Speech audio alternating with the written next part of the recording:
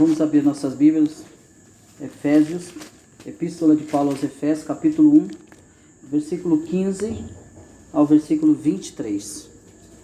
Eu vou ler, vocês acompanhem. Capítulo 1 de Efésios, versículo 15 ao versículo 23. Por isso também, eu tendo ouvido a fé que há entre vós no Senhor Jesus e o amor para com todos os santos, não cesso de dar graças por vós, fazendo menção de vós nas minhas orações, para que o Deus de nosso Senhor Jesus Cristo, o Pai da glória, vos conceda espírito de sabedoria e de revelação no pleno conhecimento dele, iluminados os olhos do vosso coração, para saberdes qual é a esperança do seu chamamento, qual a riqueza da glória da sua herança nos santos, e qual a suprema grandeza do seu poder para com os que cremos, segundo a eficácia da força do seu poder, o qual exerceu ele em Cristo, ressuscitando dentre os mortos e fazendo sentar à sua direita nos lugares celestiais, acima de todo principado e potestade, e poder e domínio, e de todo nome que se possa referir não só no presente século, mas também no vindouro. E pôs todas as coisas debaixo dos pés, e para ser o cabeça sobre todas as coisas, o deu à igreja, a qual é o seu corpo, a plenitude daquele que a tudo enche em todas as coisas.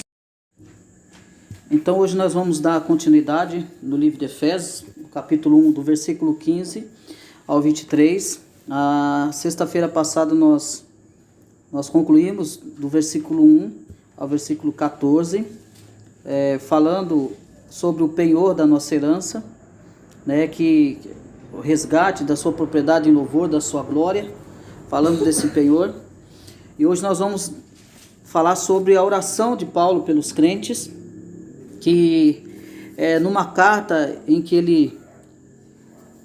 ele tratará de temas teológicos e doutrinários relacionados à igreja. Então Paulo ele começa com duas palavras relacionadas à oração. Dentro do versículo 15, ele começa com duas palavras relacionadas à oração, que a primeira ela é uma oração propriamente dita, e a segunda discorre sobre a oração como uma constante, na vida do cristão. Então, o início da epístola, Paulo,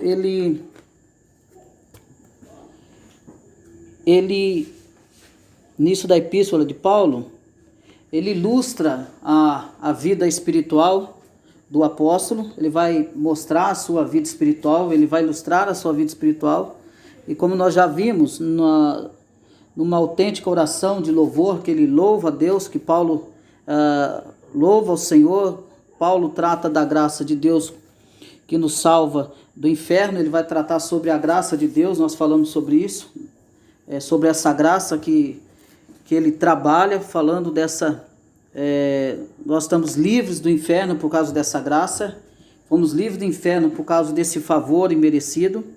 Então, a primeira palavra que diz respeito a Deus, e a segunda que nós veremos agora em seguida, ele vai tratar sobre que diz respeito aos homens. Então, na primeira, se ele fala a respeito de Deus, ele fala da oração que ele faz de louvor a Deus, que ele trata dessa graça que nos salva do inferno. Então, essa primeira palavra que diz respeito a Deus, ele agora, já na segunda, nós veremos em seguida que diz respeito, então, aos homens. Então, essa ordem, lembra que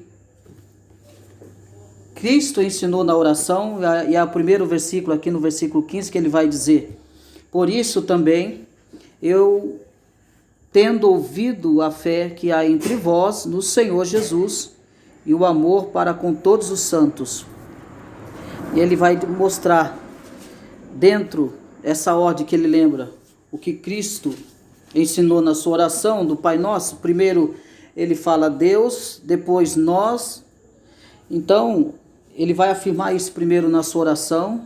Ele fala primeiro em Deus, depois ele fala em nós. Então é aquilo que nós possamos afirmar dentro dessa oração que ele vai fazer, que ele diz: não cesso de dar graça por vós, fazendo menção de vós as minhas orações, para que o Deus do nosso Senhor Jesus Cristo, o Pai da glória, vos conceda espírito de sabedoria, de revelação, no pleno conhecimento dele.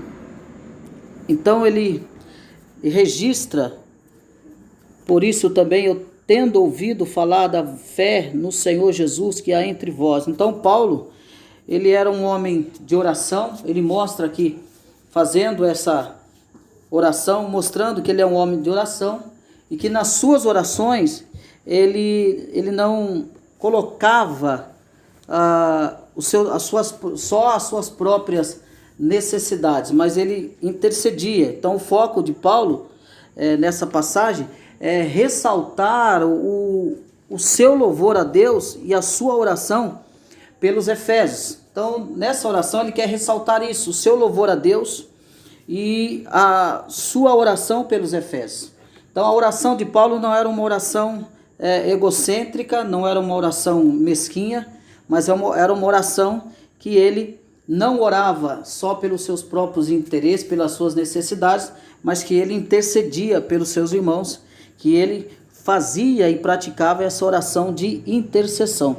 Então com isso o apóstolo lança luz sobre a presença da oração em sua vida. Então ele demonstra para nós a presença da oração na sua vida, iniciando nessa oração, mostrando que depois que ele diz, no versículo 14, o qual é o penhor da nossa herança até o resgate de sua propriedade em louvor da sua glória, aí ele vai dizer: por isso também, eu tendo ouvido a fé que há entre vós no Senhor Jesus e o amor para com todos os santos.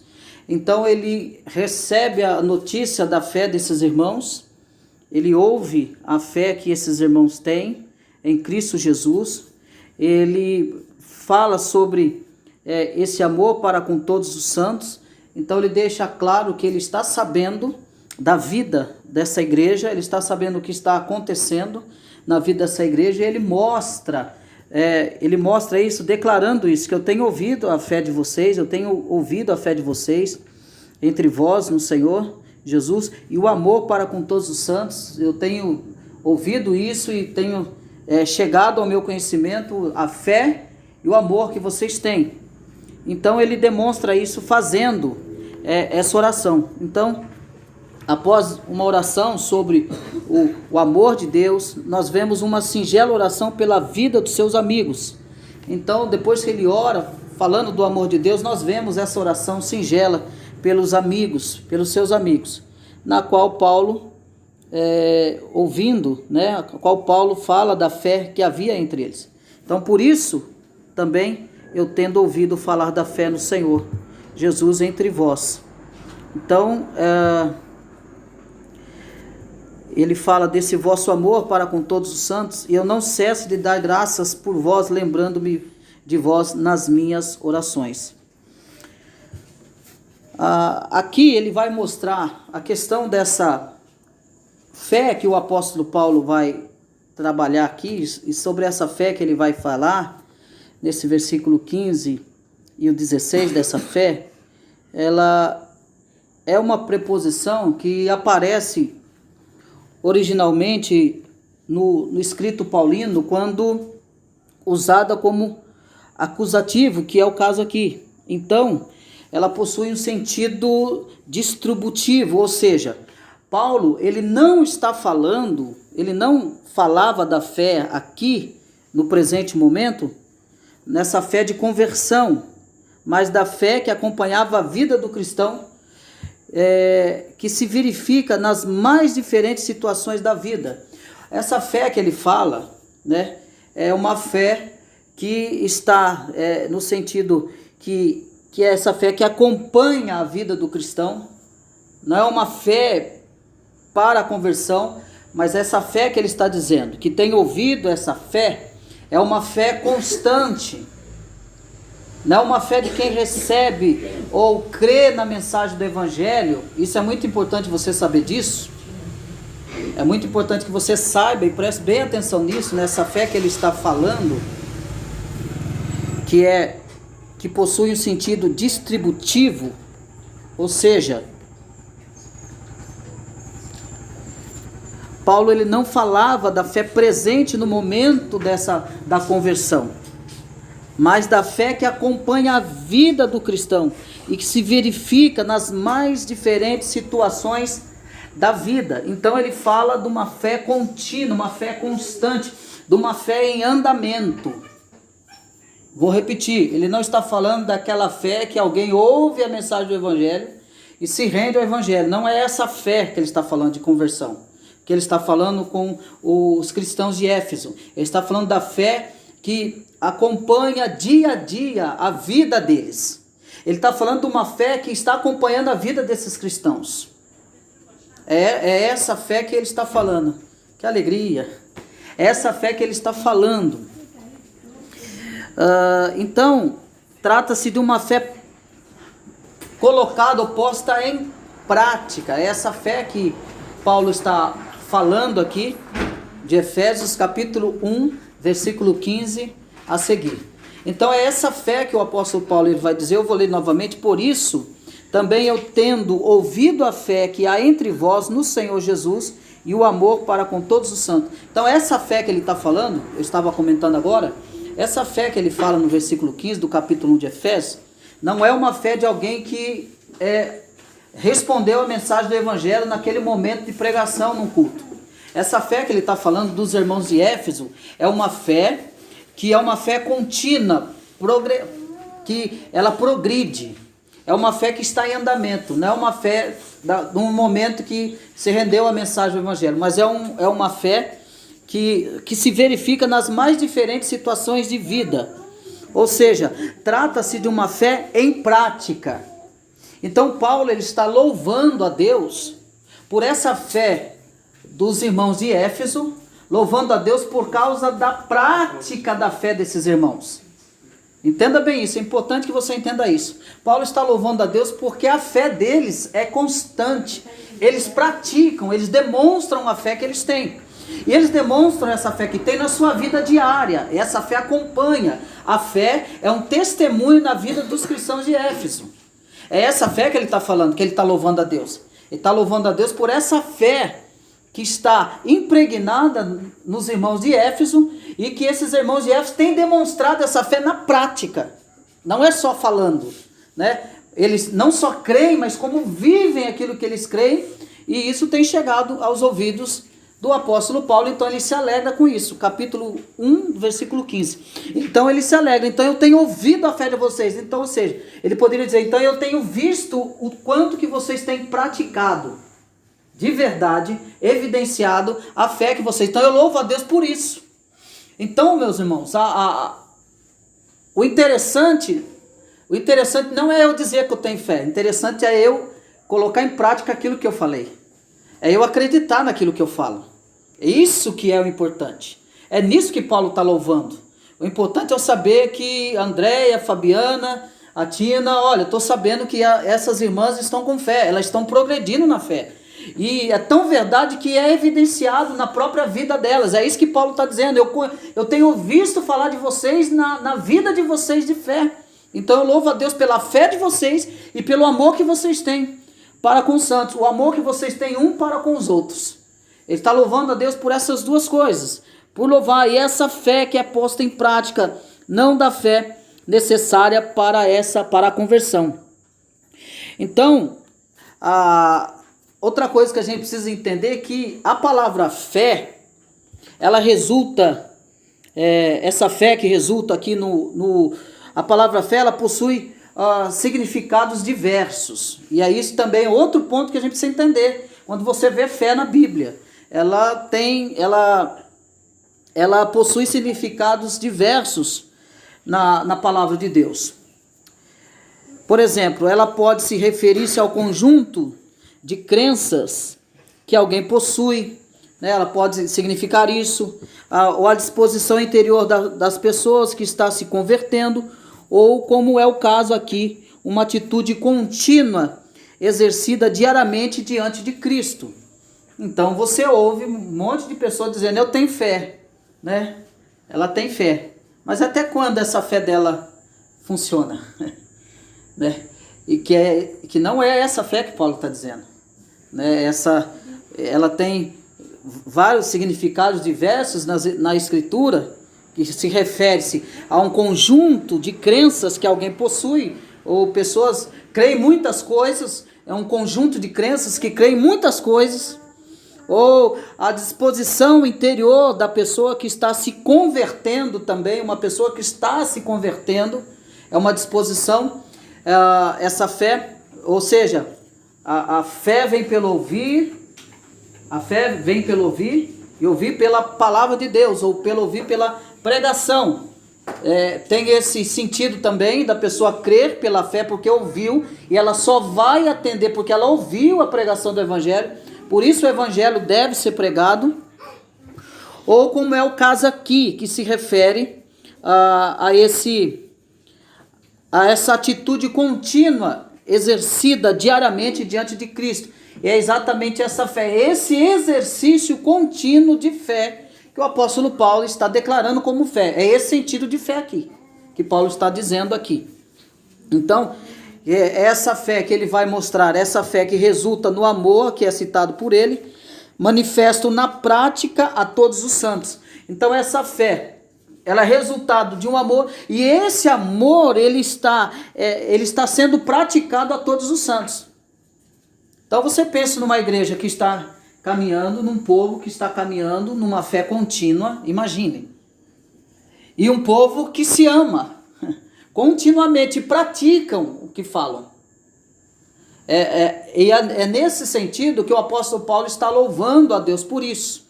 Por isso que ele está louvando. Por isso também eu tendo ouvido a fé que há entre vós no Senhor Jesus e o amor para com todos os santos.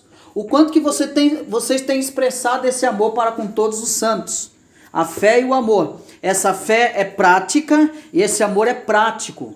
Né? Então ele está dizendo, vocês não só amam por palavras, vocês não têm só fé por palavras, mas vocês têm fé por ação e têm amor por ação. Então vocês têm fé e vivem o que creem, e vocês amam e vivem aquilo que fazem, e que falam, que amam. Então Paulo está louvando a Deus por isso, essa fé que acaba resultando em amor. Então a própria palavra amor, ela está ligada a um amor que só o Espírito Santo pode produzir em nossos corações. Então só o Espírito Santo produz esse amor. É o amor que a igreja de Éfeso está vivendo e está comunicando e externando esse amor. Isso só é possível através do Espírito Santo de Deus na vida do cristão. Então, há um texto que diz que aonde há o Espírito de Deus, aí há liberdade. Então, se você tem o Espírito Santo de Deus, então automaticamente você ama e automaticamente você expressa esse amor. Se você tem o Espírito Santo, automaticamente você tem fé e você vive essa fé. Essa é a grande chave da situação da vida cristã hoje. Né? Quantas pessoas que são cristãs dizem que amam, mas odeiam o seu irmão? E aí, o que vocês têm a me dizer? Quantas pessoas dizem que crê em Deus, mas nas horas mais difíceis ele abandona o barco? E aí? Vocês acham que isso foi de fato genuíno? É essa fé que Paulo está mostrando aqui. Então você perceba que Paulo está endereçando a fé e ele está endereçando o amor que ele está falando aqui. E Paulo ele está dando testemunho de uma igreja. O que se trata de fé e o que se trata de amor. Né? E o que nós precisamos ver nas nossas igrejas hoje? Isso aqui. Essa fé e esse amor aqui. E por que muitas vezes a gente não vê? Não está errado? Se você não vê, está errado, não está? Ah, mas a igreja é um local de pecadores. Sim, pecadores que estão sendo redimidos e regenerados por Cristo. Aonde habita o Espírito Santo de Deus. Então precisa acontecer alguma coisa. A pessoa precisa ver mudança nessa tal pessoa. Precisa haver mudança em nós. As pessoas precisam olhar para a igreja de Cristo e falar, olha, verdadeiramente essa igreja, ela pratica a fé, ela pratica o amor. Mas o que nós temos visto hoje na igreja contemporânea? Nós temos visto isso mesmo na íntegra? O que você vê? Acho que as que tem muitas, que tá cheio assim, né, de membros na igreja, geralmente não consegue ter amor um pelo outro. É mais cada um por si, né? Cada um por si. Cada um por si. É que é muita gente, né? Então, acho que... Às vezes a igreja está inchada, né? Está inchada. E por que às vezes a gente não vê muitas coisas acontecer dentro da igreja? Que deveriam acontecer e a gente às vezes vê ao contrário, né? A gente vê hoje, infelizmente hoje a gente vê muita gente caindo no chão, mas pouca conversão, não é? Onde que as pessoas estão sendo convertidas? Transformadas e mudadas. A gente vê aquela pessoa 10 anos, 20 anos e ela continua a mesma, não mudou nada. Se você olhar para a vida cristã, você percebe que não houve nenhuma mudança nessa pessoa. Né? Você percebe que há irmãos se gladiando, se matando, né? Irmão com rancor, com raiva, com ódio. É isso que a gente vê. O que falta para essa igreja? Falta Cristo. Falta a fé genuína, falta o amor, falta o Espírito Santo de Deus. Né? Falta o Espírito Santo de Deus. É o Espírito Santo de Deus que nos dá essa liberdade para amar, para perdoar, para reconciliar. Aonde há o Espírito de Deus, há liberdade para fazer a vontade de Deus, para praticar a vontade de Deus, para praticar o amor de Deus. Eu perdoo aquela pessoa, mas eu quero ver ela quilômetros longe de mim. Se ela vier, eu também não vou no mesmo lugar que ela está.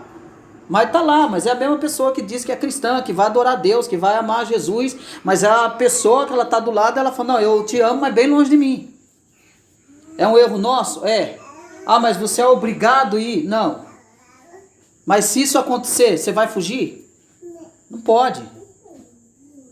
São esses sentimentos que o Senhor tem que tratar em nós. É esse testemunho que nós temos que ter, que o Senhor nos transforme através do seu Santo Espírito e mude a nossa vida de fato, para que nós creiamos de verdade e para que nós amamos de verdade. É isso que Paulo está louvando a Deus. Então essa palavra amor também, que está ligada a um amor que só o Espírito Santo pode produzir em nosso coração, e que vem primeiramente a nós para que depois possamos amá-lo e também amar a outro. Então o Espírito Santo nos traz esse amor, nos capacita, nos ama, nos capacita, então nós teremos condição de amar as outras pessoas. Então, dentro desse versículo, nós encontramos nesse trecho 2 aspectos da vida de oração de Paulo, que são ressaltados aqui. Primeiro é a persistência e segundo é a gratidão que Paulo tem acerca desses irmãos de Éfeso, porque Deus a quem sirvo em meu espírito, Romanos 1:9 diz assim, porque Deus a quem sirvo em meu espírito no evangelho do seu filho é minha testemunha de como sempre vos menciono. Então nós vemos o apóstolo Paulo mostrando essa persistência, essa gratidão, essa atitude que não vem somente, que não vê somente em Efésios essa gratidão dele, essa persistência dele, mas a gente vemos essa gratidão, essa persistência dele na oração, praticamente em todas as orações que Paulo faz pelas outras igrejas, para as quais ele escreve.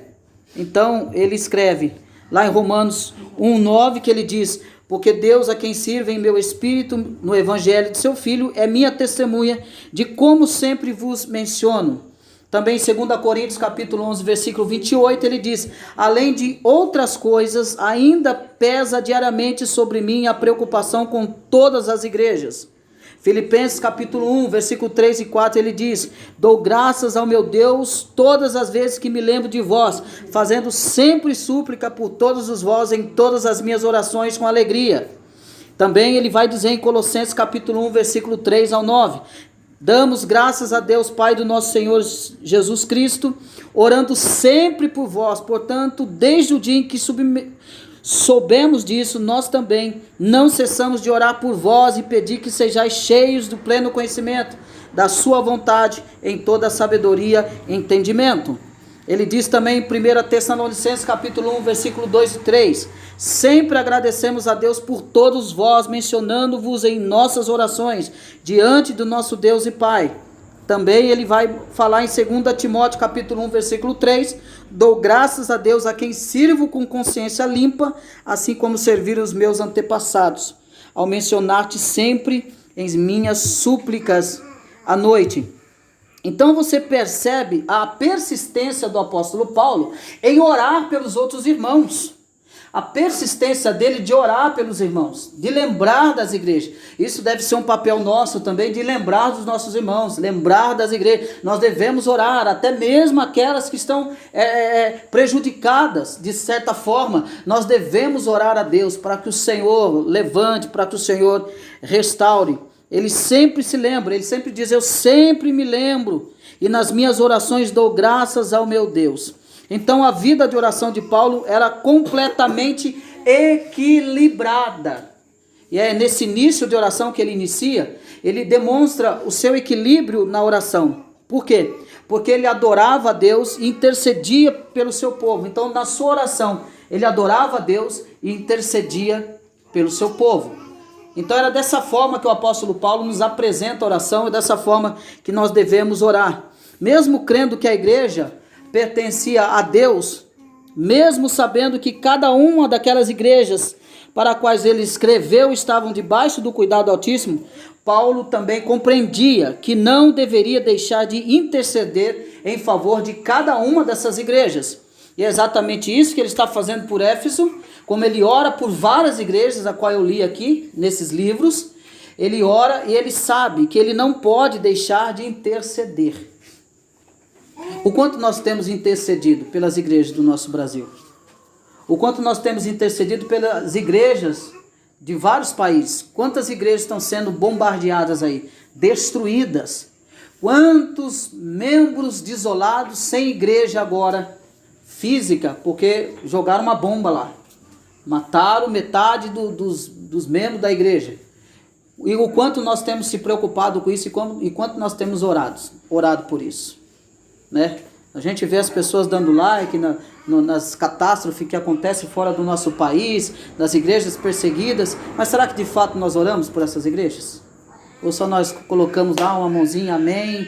E será que de fato nós oramos? Paulo nos demonstra aqui a sua persistência na oração e a sua gratidão pelo que Deus tem feito na vida dessas igrejas e pelo o que essas igrejas têm caminhado. Então ele ora, ele sabe, ele tem esse cuidado, ele precisa então orar, ele compreende que não deve deixar de interceder em favor de cada uma delas. Ou seja, ele sabe que a soberania de Deus não anula a nossa responsabilidade de orarmos. Paulo sabe disso. Ele sabe que Deus é soberano, ele sabe que Deus está no controle de todas as coisas, mas essa soberania não anula a nossa responsabilidade de orarmos. Alguém diz, Deus é soberano, sabe todas as coisas, eu não preciso orar. Quem disse isso para você? É responsabilidade nossa de orar. Nós devemos orar, você deve orar por cada igreja. Não só no nosso Brasil, como fora, em outros países.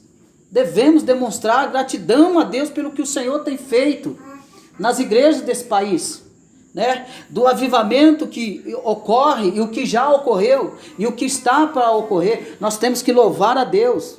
Quando você ouvir um testemunho de uma igreja que está caminhando na fé, na prática, no amor, louve a Deus e ore a Deus para que o Senhor sustente. E é isso que nós devemos fazer. Será que nós já paramos para orar pelas igrejas? Ou nós só ficamos em volta do nosso umbigo orando só pela nossa igreja? Acho que a nossa igreja... É interessante, porque parece que a nossa igreja é a única na face da terra, né, moçona? A gente vai dobrar o jeito para orar, pronto, abençoa a minha igreja e as outras igrejas. Você não é irmão das outras igrejas, não? Olha aqui Paulo, olha o exemplo de Paulo. Paulo está orando por várias igrejas. Não é? Então quando você for orar, você deve se lembrar das outras igrejas. Senhor, das igrejas que estão caminhando, sadias, mas das igrejas que estão com problemas também, deve orar por elas também, porque é a igreja, né? A gente deve orar e se lembrar disso. Então, a gente não pode, por causa da soberania de Deus, ou seja, saber que Deus está no controle de tudo, como Paulo sabia, ele entendia e compreendia isso, mas isso não anulava dele orar. Então, você não pode anular essa responsabilidade de orar por todas as igrejas. Então, nossas orações, de certo modo, elas estão em pleno equilíbrio com a soberania de Deus. Ela deve estar em pleno equilíbrio com a soberania de Deus. Deus é soberano. E o Senhor sabe o que fará com ela. Deus é soberano e é em sua soberania que ele escolheu deixar que seres humanos fossem cooperadores em seus planos por meio de oração. Então se sinta feliz porque Deus, na sua soberania, ele escolheu deixar-nos fazermos parte ou sermos cooperadores em seus planos por meio da oração. Você faz parte do plano de Deus, você foi levantado para ser um cooperador de Deus no seu plano em meio à oração. E tem crente que não ora de jeito nenhum. Ele não entende que ele foi chamado para isso, para cooperar no plano de Deus. Deus quer que você ore, Deus quer que nós oremos. Deus quer. Mas para que eu ore, eu preciso então ter fé e preciso ter amor. Se eu não tiver fé nem amor, está tudo perdido, está tudo errado. É como Paulo está demonstrando aqui, para que nós tenhamos, e para que nós entendemos nisso, que nós fazemos parte desse plano. Você faz parte desse plano do céu, ainda que correndo o risco de ser mal compreendidos. Então, nós devemos afirmar com toda a certeza que as orações dos santos, elas são as chaves que abrem as portas.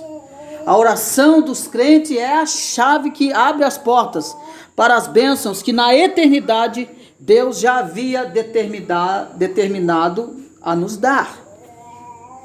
Então é por isso que você deve orar. Deus determinou coisas na minha vida? Determinou. Mas você deve orar para aquilo que Deus determinou que ia te dar. Eu não sei, irmão Christian. Ore a Deus, Senhor, eu não sei, mas eu sei que o Senhor determinou coisas na minha vida. E você precisa orar por isso. Tem que orar. Deve ter uma oração equilibrada, deve orar por isso.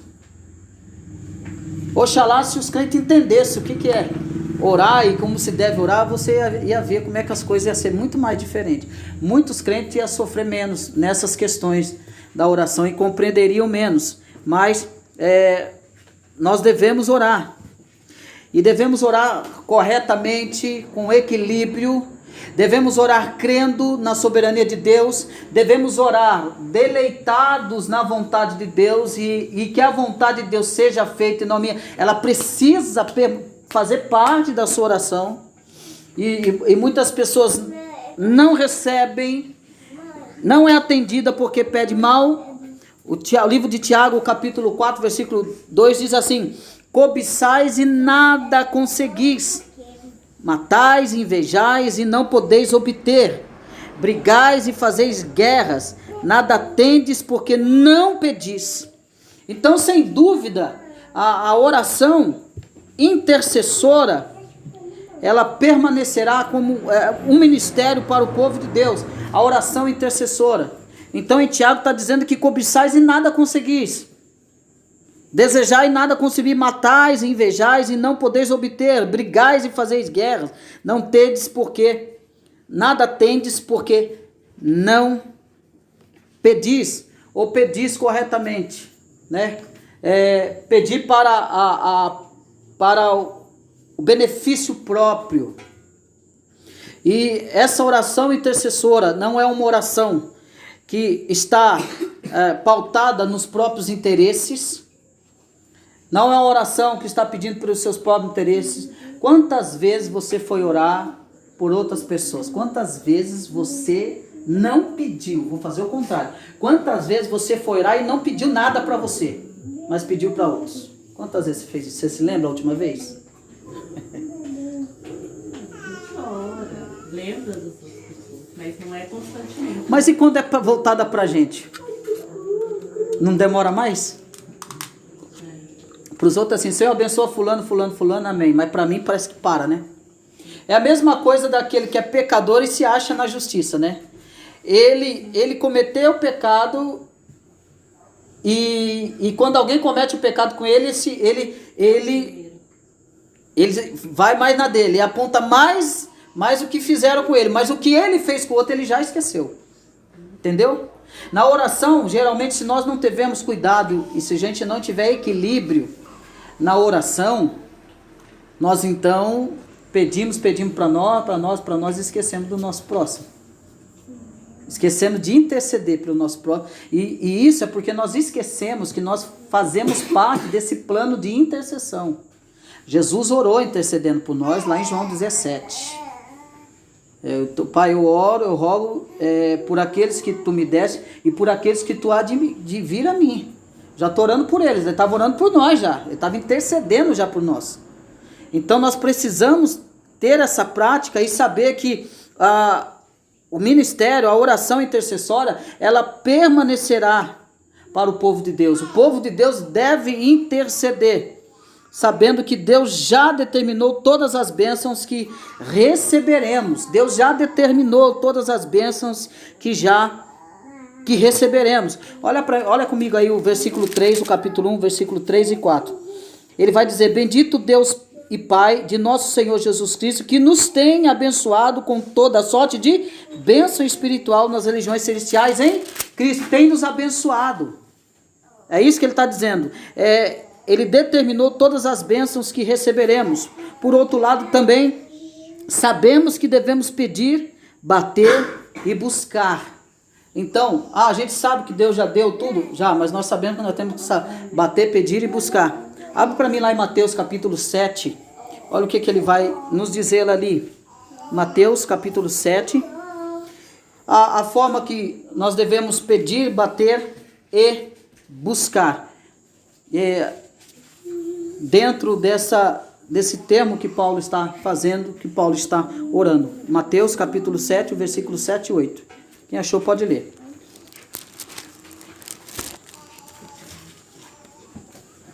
7, 8? Isso. Pedi e desse-vos-á. Buscai e encontrareis. Batei e abrir-se-vos-á. Porque aquele que pede, recebe. E o que busca, encontra. E ao que bate, abrir-se-lhe-á. Então Jesus incitando para que ore. Então nós devemos orar. Nós devemos buscar. Nós devemos pedir.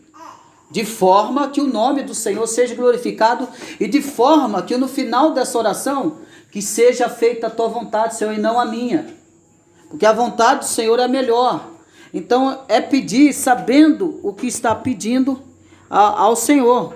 Devemos pedir ao Senhor, devemos buscar ao Senhor em oração, pedir. E o apóstolo Paulo, ele está orando, intercedendo, está sendo grato, e eu não cesso de dar graças por vós, fazendo menção de vós nas minhas orações.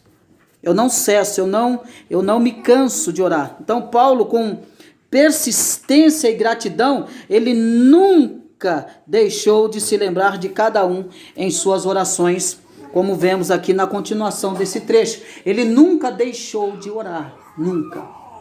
E se eu disser para você que há pessoas que nunca deixou de orar por vocês, há pessoas que você nem sabe que nunca deixa de orar por vocês.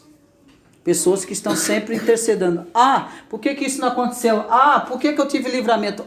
Por que fui guardado? Por que eu tive isso? Porque alguém está intercedendo por você e as orações dele o Senhor tem atendido e respondido. É por isso. Por isso por que eu não estou na pior? Porque alguém está intercedendo por você, alguém está orando por você, né? Alguém está orando pelo seu progresso, pela sua vida espiritual. Alguém está orando.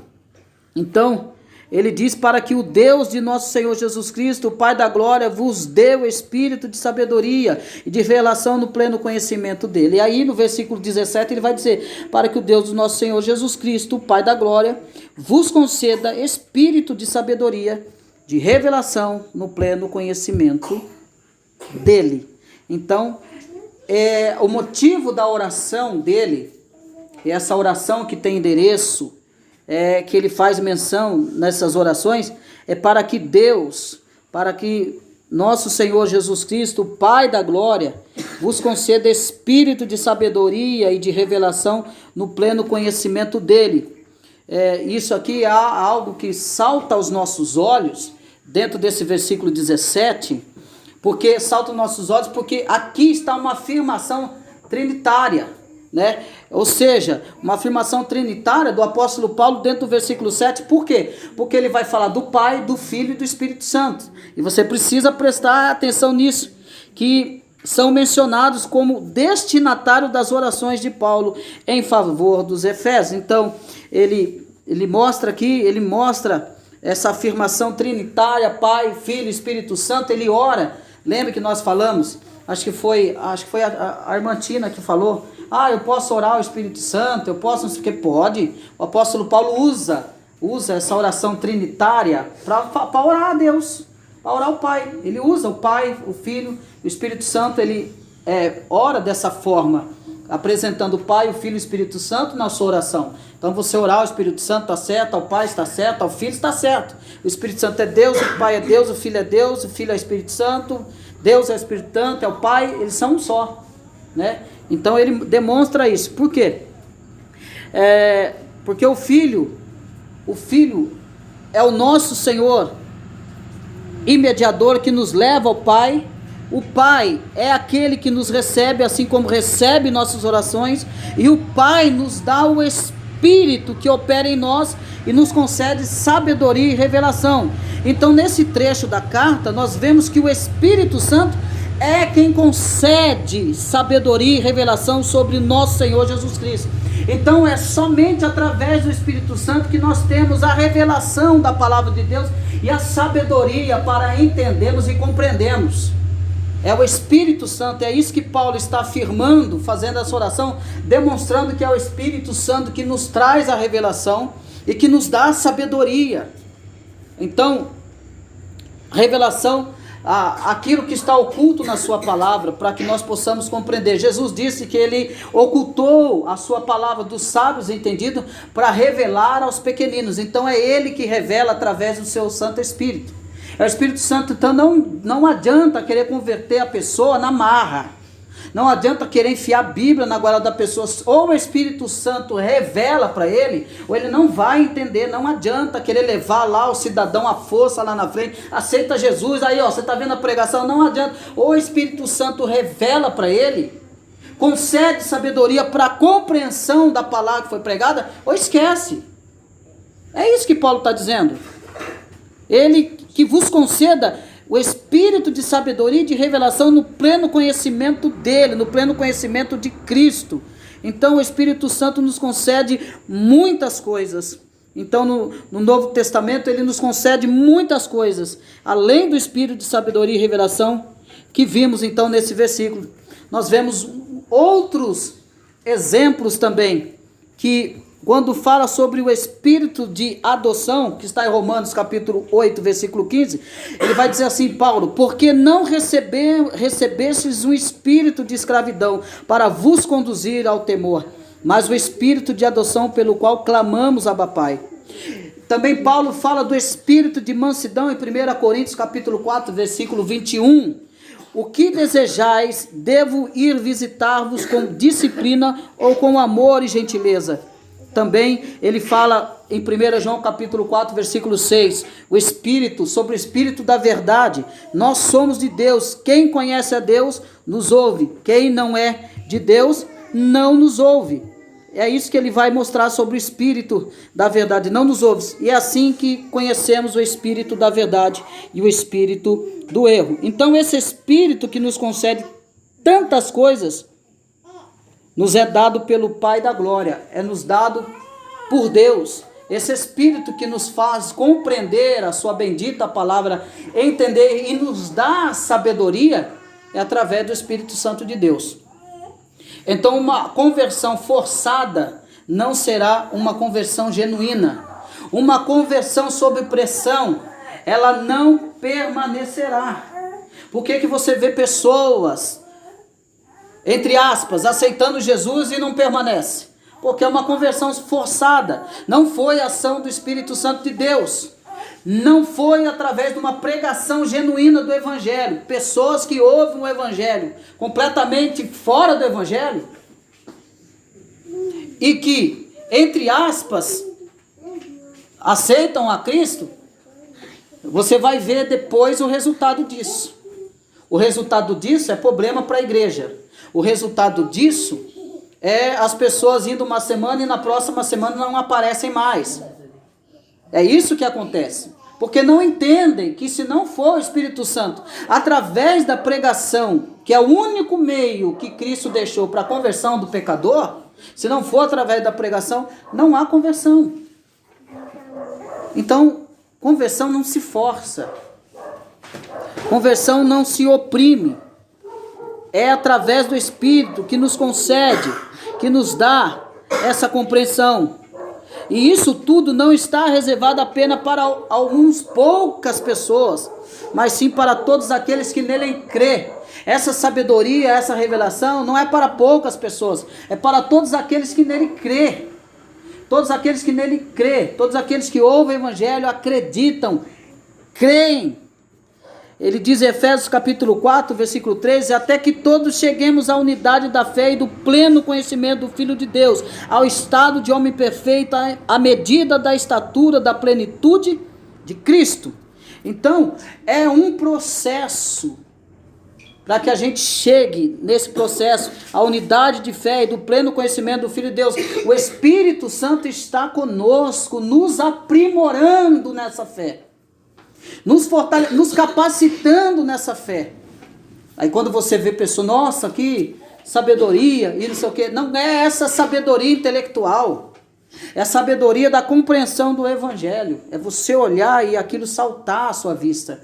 Nossa, você já teve essa experiência, você lê e não entender nada?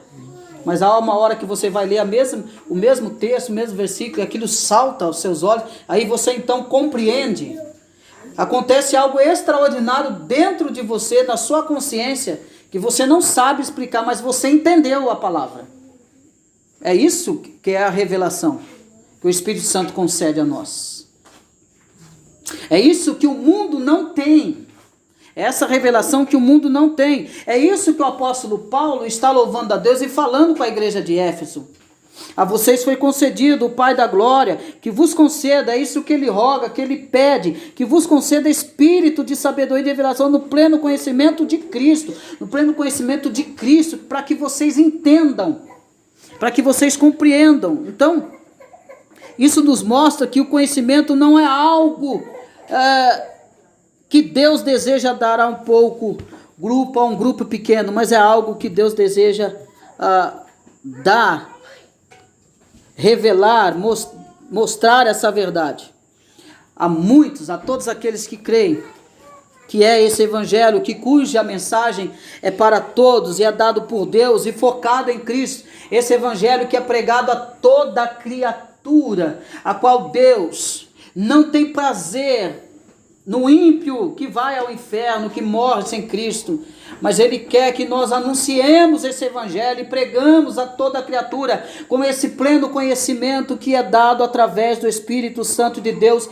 Então nós temos que entender que essa capacitação interna, essa disposição vem através do Espírito Santo de Deus e não vem através do homem. E isso deve ser focado em Cristo, o conhecimento de Jesus Cristo, que também é o fruto da obra do Espírito na vida e no coração do crente. O conhecimento aqui, que é de Jesus Cristo, é o fruto da obra no coração, o Espírito na vida e no coração do crente. Então, sem Ele, não poderíamos jamais conhecer o nosso Salvador.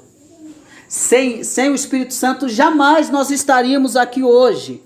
Jamais nós conheceríamos nosso Salvador de forma plena, sem a ação do Espírito Santo de Deus. E é isso que Paulo está dizendo.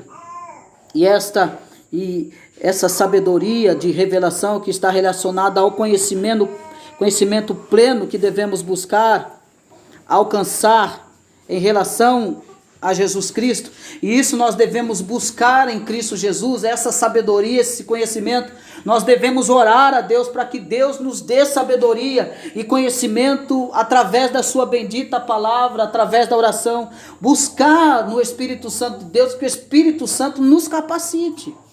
Nas nossas dificuldades de compreensão, nós temos que orar ao Espírito Santo de Deus para buscar isso. E não se trata de apenas de um conhecimento formal, mas de um conhecimento pessoal e relacional. Essa busca deve ser de cunho pessoal e relacional. Não é só para buscar de uma forma formal. Não é procurar aprender por formalidades. Mas é para procurar aprender por algo pessoal, para que a vida seja nutrida, para que a vida seja transformada e para que eu tenha um relacionamento íntimo com o Espírito Santo de Deus.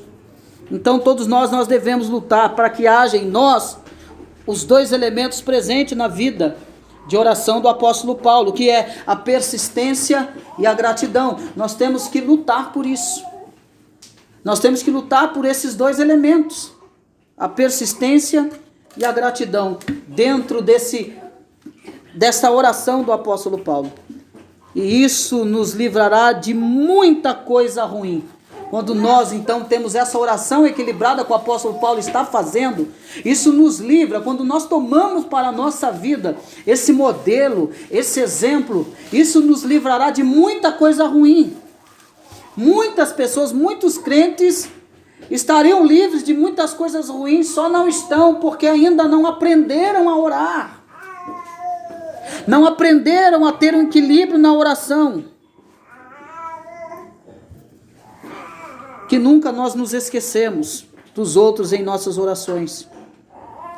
Que nós possamos clamar a Deus por mais conhecimento e sabedoria. Que nós possamos buscar em Deus mais conhecimento e mais sabedoria. Você não pode se admitir consigo mesmo falta de sabedoria e de conhecimento, mas que essa sabedoria, esse conhecimento, vou repetir, não seja formal, pelo amor de Deus. Porque gente para conhecer Bíblia está cheio, mas para praticar é pouco que praticam.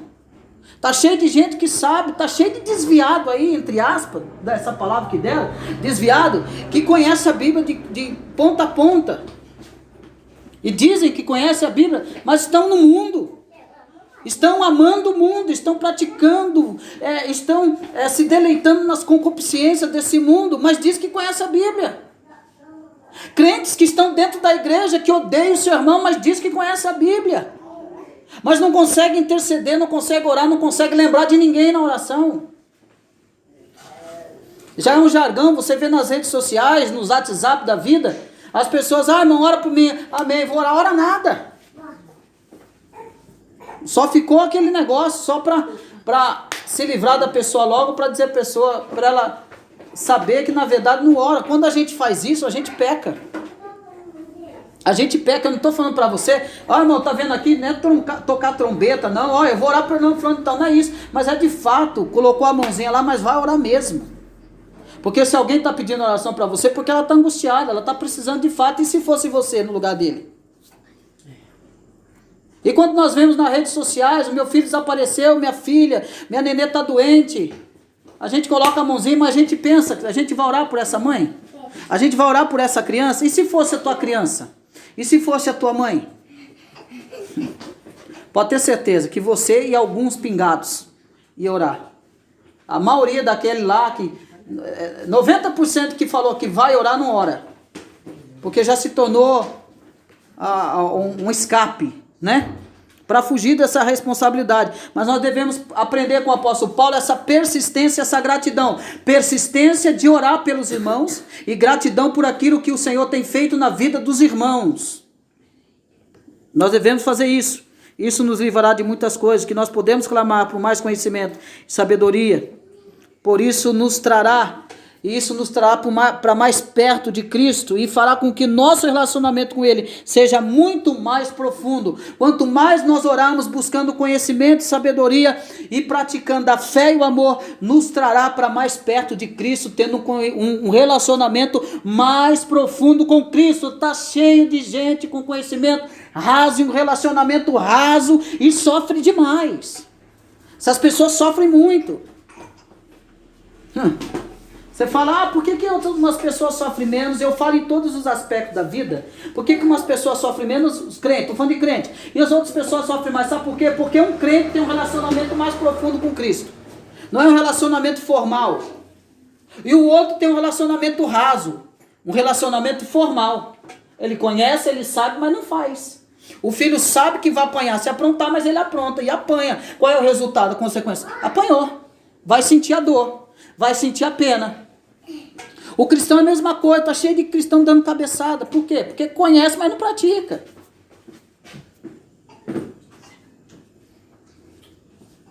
Então nós temos que lutar para buscar esse conhecimento, essa sabedoria, é para ter um relacionamento profundo com Cristo. É encontrar Cristo na oração, ter o prazer de orar e encontrar Ele na oração. Que a sua oração, que seja de 10 minutos, 5 minutos, é como se fosse uma eternidade com Deus. Porque uma oração de 2 horas sem Deus é um inferno. Tente orar sem Deus, sem encontrar Cristo na oração. Se torna um peso. Você dorme, você sonha, você baba. Sente canseira. Mas quando você encontra Cristo na oração, é outra coisa. As 2 horas de oração se tornam 1 minuto. Verdade. Vá cultuar a Deus preparado, saindo de casa preparado para cultuar a Deus. O culto, você sente muito porque acabou logo. Você não viu o tempo passar. Mas quando você não vai preparado para adorar a Deus, o culto se torna um peso. Nossa, tudo para você é chato. Nada para você que foi acontecendo no culto serviu. Por quê? Porque é a sua vida, não se preparou. Não se preparou para cultuar a Deus. Não entendeu que seu culto começa de casa. Então, nós devemos buscar para ter um relacionamento mais profundo. E o apóstolo Paulo, ele ora para isso, para que tenha um relacionamento mais profundo com Deus. E aí, do versículo 18 ao 23, nós vimos então como o apóstolo Paulo, ele introduz a sua segunda palavra de oração, do início da sua carta, nós vimos isso. Ele enfatiza que perseverava em orar pelos Efésios e em fazer grata menção deles em suas orações, por causa da fé demonstrada por eles e confirmada pelas obras e pelo amor aos seus demais irmãos. Ele mostra isso nessa oração. Paulo pede que o Senhor lhe dê espírito de sabedoria e revelação do Senhor Jesus Cristo. E encerrando o capítulo 1 de Efésios, nós vemos que o apóstolo traz algumas palavras que estão intimamente relacionadas ao início de sua oração pelos cristãos de Éfeso. Ele diz assim: dando-lhes o Pai da glória, o espírito de sabedoria e revelação aos olhos deles, que seriam iluminados e a pontos de entenderem aspectos sobre Cristo e a sua palavra. Então, para chegar a esse ponto, ele pede sabedoria para que entendam acerca da sua palavra, que o homem, sem o dom do Espírito, jamais seria capaz de perceber. Então, ele faz essa oração. Ele diz agora no versículo 18, nós vamos ler aí, o versículo 18 diz: iluminados os olhos do vosso coração, para saberdes qual é a esperança do seu chamamento, qual a riqueza da glória da sua herança nos santos. Versículo 19: e qual a suprema grandeza do seu poder para com os que cremos, segundo a eficácia da força do seu poder. Então, o espírito de revelação sobre quem é Jesus e o espírito de sabedoria dados pelo Espírito Santo do Senhor, Paulo, ele mostra aqui que trariam luz sobre o coração dos efésios. Então, Paulo passa a tratar de algo muito mais especial e de algo muito mais profundo e de difícil compreensão, e que se nós aqui não observarmos com muito cuidado e dedicação, nós temos que tomar muito cuidado naquilo que ele vai tratar sobre isso. Algo que a se destacar na porção exposta pelo apóstolo Paulo, dentro desse versículo 18 ao 23, é o versículo final, o versículo 19, que ele vai dizer, segundo a atuação da força do seu poder. Ou seja, concluímos então que é segundo a obra, ou segundo a operação da força do poder de Deus, que os olhos do nosso coração são iluminados, segundo a força do poder de Deus, que os olhos do nosso coração são iluminados, e não apenas os nossos olhos, mas os de todos dentro da sua santa igreja são iluminados, através do poder, através da força do seu poder. Nós devemos lembrar lá nas bem-aventuranças, como quando ele fala, se o teu olho estiver em trevas, todo o teu corpo estará em trevas. Mas se o teu olho tiver luz, todo o teu corpo terá luz. É exatamente isso que o apóstolo Paulo está dizendo, iluminando os olhos do vosso coração, para saberdes qual é a esperança do seu chamamento, qual a riqueza da glória da sua herança nos santos. Então, iluminados com a força do poder, iluminando o coração, e não apenas os olhos, mas de todos de dentro da igreja. E obviamente trata-se de uma expressão aqui figurada, ou seja, nosso coração, que não possui olhos, mas é uma palavra figurada que ele usa, mesmo coração, que é uma expressão figurada. Então a palavra aqui está relacionada às nossas, coração aqui está relacionado às nossas emoções, e a parte imaterial de nosso ser, ou seja, o que não é a nossa carne. Os olhos do coração aqui refere-se então à porta de entrada dessa nossa parte imaterial, ou seja, nossa alma. É disso que ele está falando.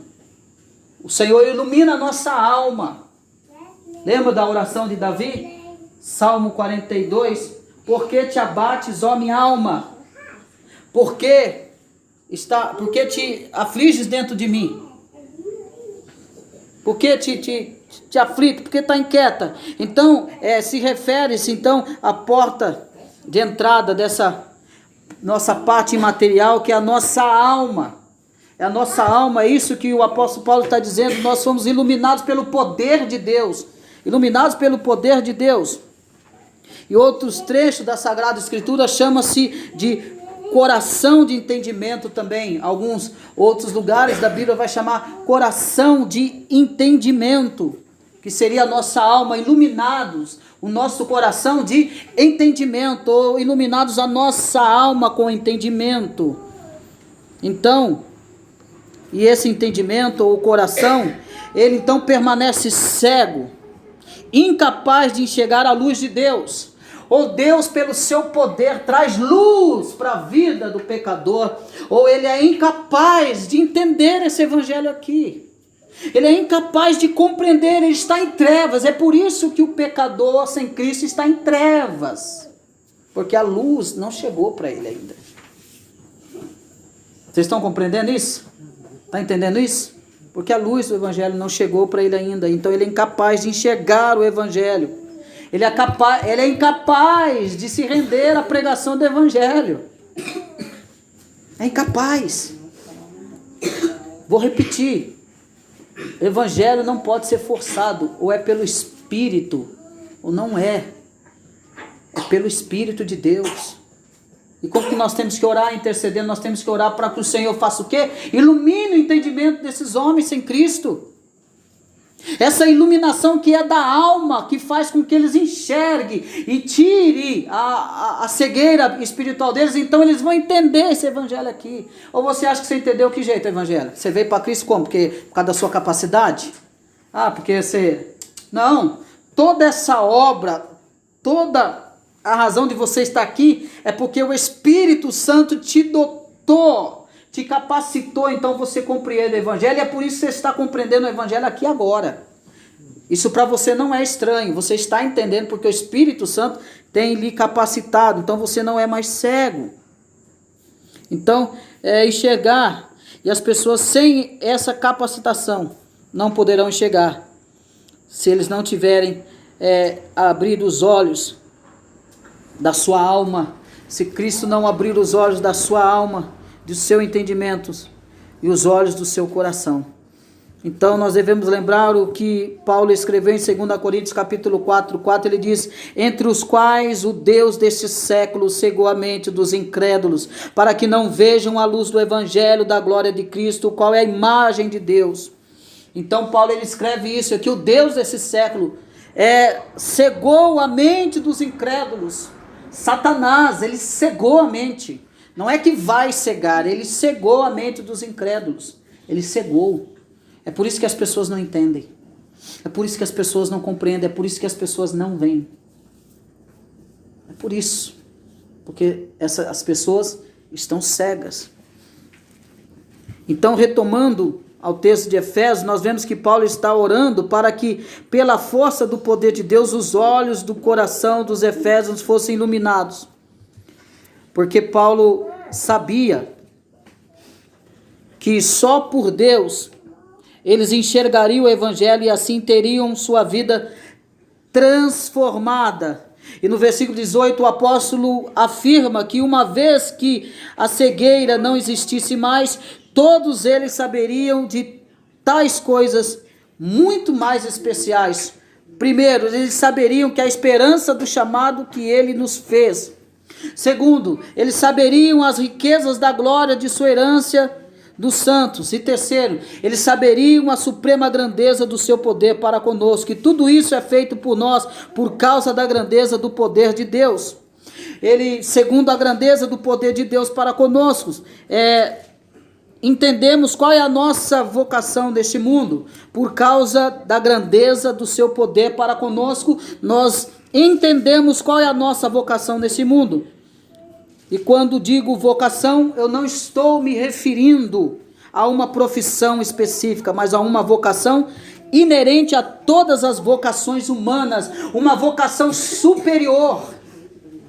Essa vocação, então, quando somos segundo a grandeza do seu poder, é usada para conosco, então nós entendemos qual é a nossa vocação. Você sabe qual é a tua vocação? É uma vocação superior às vocações humanas. É uma vocação superior. Segundo, essa grandeza do seu poder para conosco, entendemos que quão grandes e maravilhosas coisas nos aguardam no céu, uma vez que os nossos olhos são iluminados, então nós possamos ver a beleza nas coisas do porvir, do que nas coisas desse mundo. Quando os nossos olhos são iluminados, nós nos admiramos não com as coisas terrenas, mas com as coisas celestiais que estão por vir. Mas o que nós vimos ultimamente é cristãos que estão iludidos com as coisas terrenas, e que a busca deles é por coisas grandes desse mundo, e ele se satisfaz nas coisas grandes desse mundo, das coisas que vão ficar nesse mundo. Essa é a maior tristeza nossa, vendo cristãos que não se alegram com as coisas que estão nos céus e que estão por vir. Segundo a grandeza do seu poder para conosco, então aprendemos a confiar e a descansar na certeza da soberania e no poder do nosso Deus. Primeiro, nós aprendemos a glorificar a Deus, a glorificarmos a Deus no nosso chamamento. Segundo, nós somos iluminados e passamos a ver então as grandezas de Deus, as coisas que há de vir, e não as coisas desse mundo. Nosso interesse, os nossos olhos não estão voltados para as grandezas desse mundo. E por último, nós temos a certeza da soberania e do poder do nosso Deus, dessas grandezas. Então Paulo compartilha com os Efésios sobre o seu desejo de que Deus lhe abra os olhos, para que vejam a grandeza, para que vejam a maravilha que é o poder do Senhor sobre eles. É isso que Paulo deseja sobre eles e sobre nós, que o poder do Evangelho sobre a nossa vida.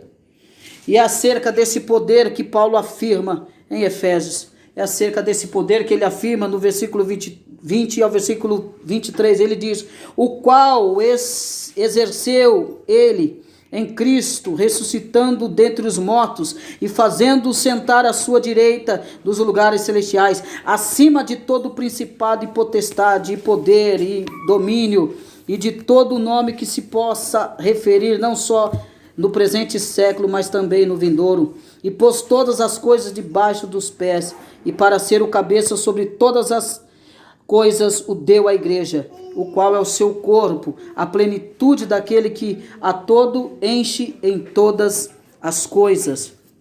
Então, acerca do poder, Paulo, ele afirma todas essas coisas, e a conclusão desse raciocínio que Paulo traz, ele nos apresenta duas coisas importantes acerca desse raciocínio. A primeira é que o mesmo poder que atuou em Cristo, ou seja, operou em Cristo, como está aqui nesse texto, é o poder que opera em nós no ato da nossa iluminação. É o mesmo poder que atuou em Cristo, é o mesmo poder, e isso opera no ato da nossa iluminação. Esse poder de Deus que um dia abriu os nossos olhos é o poder que fez nosso Senhor Jesus Cristo ressuscitar. É o mesmo poder que fez Cristo ressuscitar. É o mesmo poder que ilumina a nossa alma e nos traz o conhecimento da verdade do Evangelho. Olha a seriedade que é isso.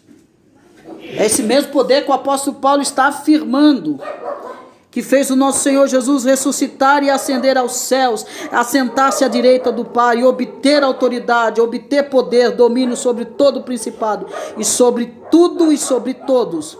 Então nosso Senhor literalmente tornou-se o Rei dos Reis, o Senhor dos Senhores, por meio desse poder, pelo mesmo poder que foi outorgado a mim e a você, e que nos deu condições de entendermos o Evangelho de Cristo. E é esse poder que ressuscitou e ascendeu Cristo aos céus. É o mesmo poder que o apóstolo Paulo está dizendo.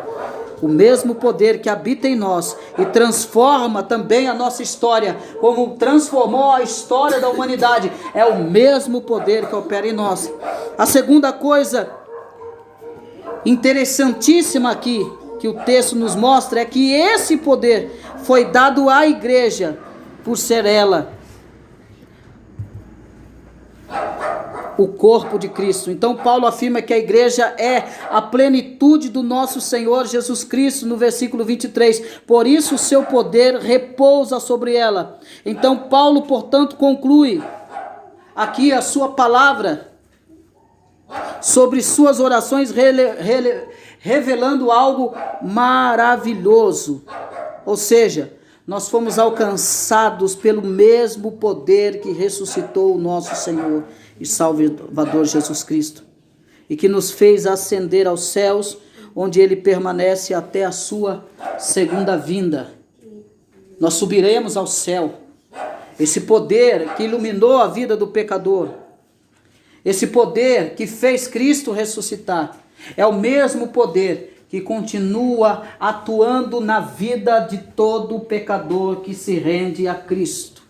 O mesmo poder que foi outorgado há 2000 anos atrás, é o mesmo poder que continua atuando na vida de pessoas que se convertem a Cristo Jesus. É o mesmo poder.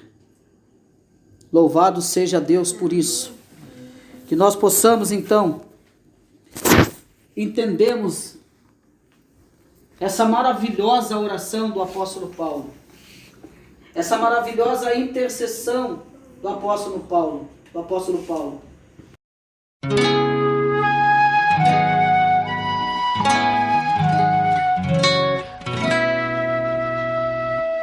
Fim de madrugada, luz do sol, marejando o dia que já vai chegar. Pousa um passarinho lá vem ela.